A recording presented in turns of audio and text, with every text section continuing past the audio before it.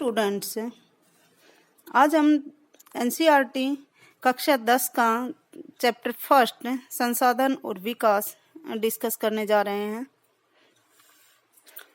जैसा कि नाम से ही स्पष्ट है, संसाधन और विकास। तो इस चैप्टर को समझने से पहले थोड़ा सा हम संसाधन के बारे में जान लेते हैं कि होता क्या है। संसाधन प्रत्येक वस्तु जो हमारी आवश्यकता को पूरी करती है। पर्यावरण में जितनी भी वस्तुएं हैं, जो भी वस्तु आसपास है, हमारी आवश्यकता को पूरा कर रही है, संसाधन कहलाता है। संसाधन प्राकृतिक भी हो सकते हैं, मानवीय भी हो सकते हैं। प्राकृतिक संसाधन वो संसाधन है जो कि डायरेक्ट रूप से हमें प्रकृति से प्राप्त होते हैं, जैसे हवा है, पानी है, मिट्टी है। हमारे काम तो आ रहे हैं ना ये किसी ना किसी रूप में, तो ये संसाधन है। दूसरा मानवीय संसाधन है, उनको बनाने के लिए कुछ जरूरत पड़ती है। किन किन चीजों की? सबसे पहले प्रौद्योगिकी की, टेक्नोलॉजी की। टेक्नोलॉजी का अर्थ हम ले सकते हैं कि कोई भी चीज है वो प्रकृति से हमने ली, मशीनों में डाली, उसका एक नया रूप उभर के हमारे सामने आ गया टेक्नोलॉजी के माध्यम से। दूसरा आर्थिक रूप से संभाव्य, यानी कि कोई भी वस्तु है वो संसाधन बनाते हैं हम उसको, तो संसाधन बनाते हैं तो इतनी कॉस्ट उस वस्तु को संसाधन बनाते हुए नहीं लगनी चाहिए कि जितने की वो वस्तु है।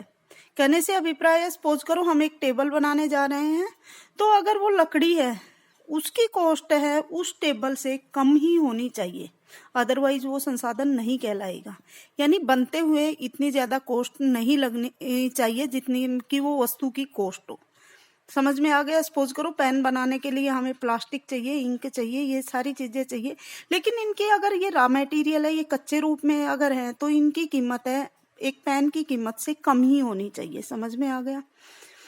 तो दूसरा बात है, तीसरी इसमें एक फैक्टर काम करता है, सांस्कृतिक रूप से मान्य, कि हमारी जो मानवीय मूल्य है, हमारी जो संस्कृति है, वो भी इस चीज को के लिए तैयार हो कि हाँ ये चीज है, ये हमारे मानवीय मूल्यों को की रक्षा कर रही है, हमारे मानवीय मूल्यों को, नैतिक मूल्यों को है, ये वस्तु है, ये डिस्ट्रॉय नहीं कर रही है। अगर मनुष्य के मानवीय मूल्य या नैतिक मूल्य है उस वस्तु के द्वारा नष्ट हो रहे हैं, तो वो फिर संसाधन नहीं कहलाएगी। कहने से अभिप्राय है, अब हम लास्ट में डेफिनेशन पे आ जाते हैं कि संसाधन कहते किसे हैं। कोई भी वह वस्तु जो मनुष्य की आवश्यकताओं की पूर्ति करती है, संसाधन कहलाती है। संसाधन को बनाने के लिए प्रौद्योगिकी की आवश्यकता होती है, वह आर्थिक रूप से संभाव्य हो, यानी कि उसको बनाते हुए खर्चा कम से कम लगे। तीसरा, वह मनुष्य के मूल्यों को नुकसान ना पहुंचाए, तो इसे हम क्या कहते हैं? संसाधन। ऐसे अगर सिंपल क्वेश्चन आता है संसाधन कितने प्रकार के होते हैं, हम लिख देंगे 2 प्रकार के होते हैं, एक प्राकृतिक, एक मानवीय। प्राकृतिक डायरेक्ट रूप से प्रकृति से प्राप्त होते हैं, मानवीय संसाधन जिनको मनुष्य बनाता है। अब आप पूछोगे मनुष्य बनाता है, क्या बनाता है? अब आप अपने आसपास ही देखो, एग्जांपल देखो, टेबल है, पेन है, कॉपी है, और क्या है आपके पास? बैग है, बुक्स हैं, फैन है। तो अपने रूम में देखो आसपास कितनी सारी चीजें हैं। तो इन सब को बनाने के लिए कहीं ना कहीं प्रौद्योगिकी की आवश्यकता पड़ी है, बिल्कुल पड़ी है ना। मशीनों में डाल गई है ये चीजें, तब जाके हमारे पास आई है। अब इसके बाद अगला क्वेश्चन हमारे पास आ जाता है कि संसाधनों का जो वर्गीकरण है वो कितने रूप से किया जा सकता है। तो संसाधनों का वर्गीकरण है वो हम करते हैं, देखते हैं कितने प्रकार से करते हैं। जैसे सबसे पहले है उत्पत्ति के आधार पे संसाधन। उत्पत्ति यानी कि पैदा होना किसी भी चीज का, तो उसके आधार पे संसाधन है वो कितने प्रकार के होते हैं। उत्पत्ति के आधार पे संसाधन 2 प्रकार के होते हैं, एक जैव और एक अजैव। जैव क्या होते हैं? वो संसाधन जिनमें जीवन होता है। जीवन, अब आप कहोगे जीवन क्या है? पशु हैं, पक्षी हैं, पेड़ पौधे हैं, हमारे आवश्यकता को तो पूर्ति कर रही है ना। जैसे सपोज करो पशुओं से हम दूध, मांस, कितनी सारी चीजें ले रहे हैं। प्लांट्स है, प्लांट से सारी चीजें खाने पीने की हमें प्लांट से मिल रही हैं, तो जैव संसाधन हो गए। अजैव संसाधन ऐसे संसाधन जो हमारी आवश्यकताओं की पूर्ति करते हैं परंतु उनमें जीवन नहीं होता है। मिट्टी है, हवा है, पानी है, हमारी आवश्यकताओं की पूर्ति कर रही है पर इनमें जीवन नहीं है। तो ये दो प्रकार, उत्पत्ति के आधार पे संसाधन कितने प्रकार के हो गए? 2 प्रकार के। नंबर 1 जैव संसाधन, नंबर 2 अजैव संसाधन। जैव संसाधन जिनमें जीवन होता है, ये उदाहरण के लिए लिख दोगे आप, प्लांट यानी कि पौधे, जीव जंतु और स्वयं मनुष्य भी। अजैव संसाधन, इनमें जीवन नहीं होता, हवा, पानी, मिट्टी, एक्सेट्रा एक्सेट्रा। अगला आ जाता है समाप्यता के आधार पे संसाधन। समाप्यता यानी समाप्ति के आधार पे। समाप्ति के आधार पे संसाधन है वो कितने प्रकार के होते हैं? वो भी 2 प्रकार के होते हैं। कौन कौन से? नंबर 1 नवीकरण योग्य संसाधन। नवीकरण योग्य संसाधन क्या होते हैं? नवीकरण योग्य संसाधन ऐसे संसाधन होते हैं जिनका हम एक बार उपयोग कर लेते हैं तो बार बार भी हम उनका उपयोग कर सकते हैं। कैसे? जैसे कि सपोज करो पानी है, हमने यूज कर लिया, पानी से बादल बना, बादल से फिर से वो वर्षा के रूप में आ गया, यानी कि जल चक्कर है। ठीक है, पवन ऊर्जा है, सौर ऊर्जा है, इन चीजों का हम मर्जी चाहे जितना, वन्य जीवन है, पेड़ पौधे हैं, इनका हम जितना चाहे यूज कर ले, लेकिन इनको हम फिर से ये उग जाते हैं, यानी कि फिर से ये इनको बनाया जा सकता है। वो नवीकरण योग्य संसाधन होते हैं। नवीकरण अयोग्य संसाधन ऐसे संसाधन जिनको अगर हम एक बार यूज कर लेते हैं तो फिर से उनको बनाना है वो संभव नहीं होता है, या बहुत लाखों करोड़ों वर्षों के बाद वो बनते हैं। एग्जाम्पल के लिए क्या लोगे आप? जैसे कोयला, जीवाश्म ईंधन, या हम सपोज करो लोहा, पेट्रोलियम, ये चीजें सपोज करो कि एक बार अगर हमने निकाल लिया भूमि से तो फिर लाखों करोड़ों वर्ष लग जाते हैं इनको बनते हुए, एक तरह से ये खत्म ही हो जाते हैं ये संसाधन। तो ये नवीकरण अयोग्य संसाधन है। दूसरा, कई बार एक क्वेश्चन आता है इसी में कि स्पष्ट कीजिए कि लोहा है वो नवीकरण योग्य भी संसाधन है, या कोई भी धातु है वो नवीकरण योग्य भी है और नवीकरण अयोग्य भी है। कैसे? क्या आंसर लिखोगे इसका? नवीकरण अयोग्य संसाधन है क्योंकि लोहे को हमने एक बार खानों से निकाला, सोने को एक बार खानों से निकाला, चांदी को निकाला, यही है धातुएं। इनको एक बार हमने निकाला और ये नष्ट हो गई, बाद में बनने में लाखों करोड़ों वर्ष लगे। परंतु दूसरी ओर नवीकरण योग्य भी है ये। कैसे? लोहे की कोई वस्तु हमारे घर में है, वो टूट गई, हमने उसको ना रिप्लेस करवा दिया, बदलवा दिया। अब वो जो लेके गया है, वो जो भी इसको नई बर्तन बनाएगा, वो इसको क्या करेगा? गलाएगा, बनाएगा। सोने की कोई चीज है, सपोज करो अंगूठी है या कुछ भी है, वो टूट गई, हमने ज्वेलर को दे दी, वो उसको फिर से पिघलाएगा, फिर से कोई नई चीज बनाएगा।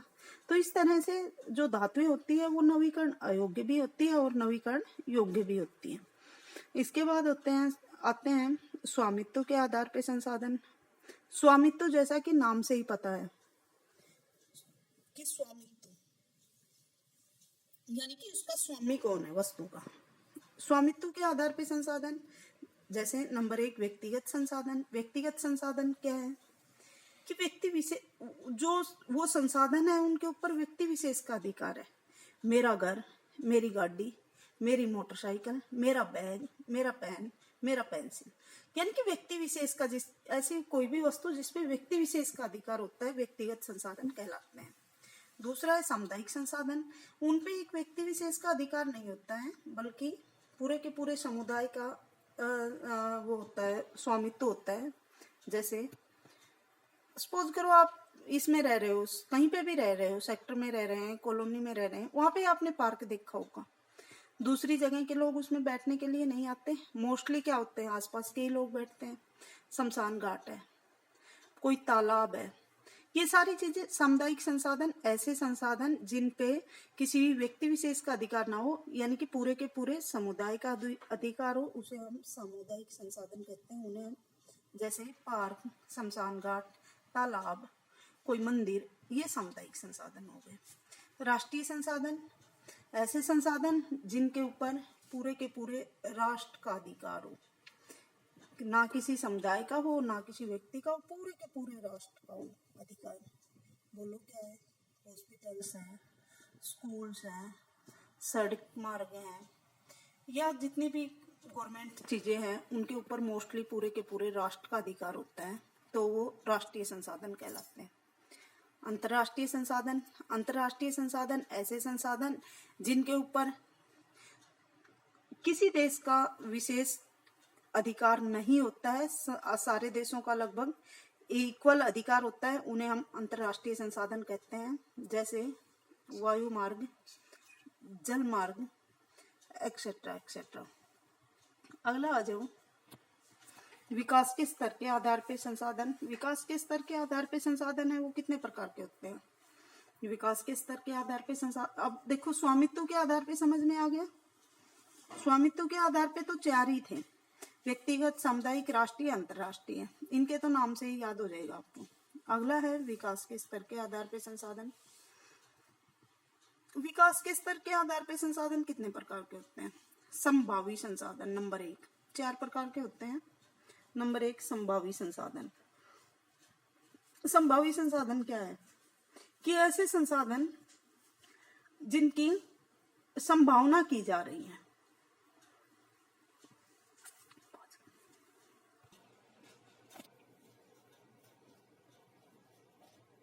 संभावी संसाधन, संभावी संसाधन ये वो संसाधन है जो किसी ना किसी क्षेत्र में विद्यमान तो होते हैं, परंतु इतनी प्रौद्योगिकी की नहीं है कि वहां पर हम उनको परंतु उनका उपयोग नहीं किया जा सकता। पता तो है कि हाँ यहाँ पे संसाधन है, परंतु उनका उपयोग हमारे पास इतनी टेक्नोलॉजी है नहीं। सपोज करो कैसे हैं, भारत के पश्चिमी भाग जैसे कि राजस्थान है, गुजरात है, इनमें पवन ऊर्जा और सौर ऊर्जा है। इनकी अपार यहाँ पर पवन ऊर्जा के भी प्लांट लग सकते हैं, सौर ऊर्जा के भी प्लांट लग सकते हैं, परंतु अभी से इनका सही ढंग से उपयोग नहीं हो पाया है। वहां पर लगाए गए हैं परंतु इतना ज्यादा नहीं लगाए गए हैं। कहने से अभिप्राय है संभावी संसाधन वो संसाधन होते हैं जो कि किसी क्षेत्र में विद्यमान तो होते हैं, लेकिन इनका ठीक ढंग से उपयोग अभी से नहीं किया जा सका है। केवल संभावना की जा रही है कि हाँ यहाँ पर ये अच्छी तरह से लग सकते हैं। जैसे कि राजस्थान में और गुजरात में पवन ऊर्जा के या सौर ऊर्जा के प्लांट है वो लगाए जा सकते हैं। कुछ हद तक लगाए भी गए हैं, लेकिन इतनी सफलता वहां पर नहीं मिली है। विकसित संसाधन दूसरे नंबर पे आ जाओ। अब आप नंबर 2 विकसित संसाधन। ये वो संसाधन होते हैं जिनका विकास किया जा चुका है, जिनकी टेक्नोलॉजी हमें पता है पूरी तरह। सपोज करो पंखा है, चल रहा है, हमें पता है। लाइट है, इसका आविष्कार पहले नहीं था, वो हो चुका है। तो विकसित संसाधन वो संसाधन होते हैं कि जिनका विकास है वो पूरी तरह से हो चुका है और उनका आज हम यूज कर रहे हैं। अगला पॉइंट आ जाओ, भंडार। भंडार भंडार क्या है कि प्रकृति में सपोज करो कि चीजें हैं वो बहुत ज्यादा पड़ी हुई है भंडार के रूप में। जैसे भंडार है अथाह, बहुत ज्यादा चीजें पड़ी हुई है, परंतु हमारी टेक्नोलॉजी इतनी विकसित नहीं है कि हम उस भंडार का यूज कर सकें। एग्जाम्पल के लिए देखो, हाइड्रोजन और ऑक्सीजन दोनों ही गैसें हमारे पर्यावरण में बहुत ज्यादा है, सफिशिएंट मात्रा में है, और हमें पता है हाइड्रोजन और ऑक्सीजन को मिलके जल बनता है, परंतु हमारे पास टेक्नोलॉजी तो इतनी है नहीं कि। और दूसरी तरफ हम बात कर रहे हैं कि जल की कमी हो रही है, जल की कमी हो रही है। टेक्नोलॉजी इतनी है नहीं कि हाँ हम जल को उसको हाइड्रोजन और ऑक्सीजन को मिला के हम जल को बना सकते हैं। तो भंडार है, प्रकृति में चीजें तो बहुत ज्यादा हैं, और परंतु टेक्नोलॉजी के अभाव के कारण हम उनका ठीक से यूज नहीं कर पा रहे हैं। एग्जाम्पल जरूर लिखना है आपने। ऑक्सीजन और हाइड्रोजन दोनों गैसों से मिलके क्या बनता है? जल बनता है। हमें पता भी है, लेकिन टेक्नोलॉजी के अभाव के कारण हम जल की कमी को पूरा नहीं कर पा रहे हैं। अगला चलो, संचित कोष। ये भी एक भंडार का ही रूप है। संचित मतलब इकट्ठा किया हुआ, कोष मतलब खजाना। वो इकट्ठा किया हुआ खजाना, यानी कि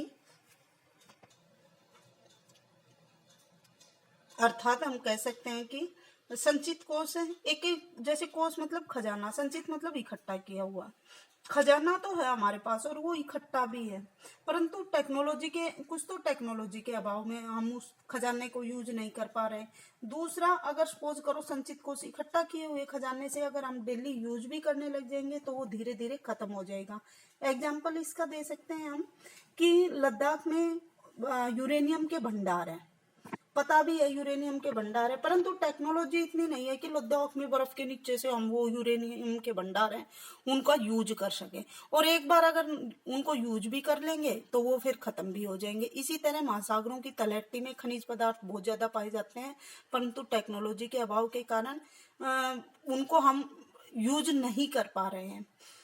अर्थात अंत में हम कह सकते हैं कि संचित कोष है ये भंडार का ही एक रूप है, लेकिन भंडार है वो प्राकृतिक रूप से हमारे पास है और वो खत्म नहीं होती है। जैसे कि हमने सपोज करो एग्जांपल दिया कि हाइड्रोजन और ऑक्सीजन को मिला के जल बनाया जा सकता है, ठीक है, वो तो भंडार हो गया कि अथाह भंडार है हाइड्रोजन का भी हमारे पास और ऑक्सीजन का भी, वो खत्म नहीं होगा। लेकिन संचित कोष और भंडार में दोनों में मेन डिफरेंस है वो यही है कि संचित कोष है वो खत्म हो जाता है। जैसे यूरेनियम के भंडार है, हमें पता है अगर हम निकाल भी लेंगे तो वो एक ऐसी चीज है कि वो खत्म हो जाएगी। ओके, अगला आगे जो हम पढ़ेंगे वो अगले लेक्चर में पढ़ेंगे। ठीक।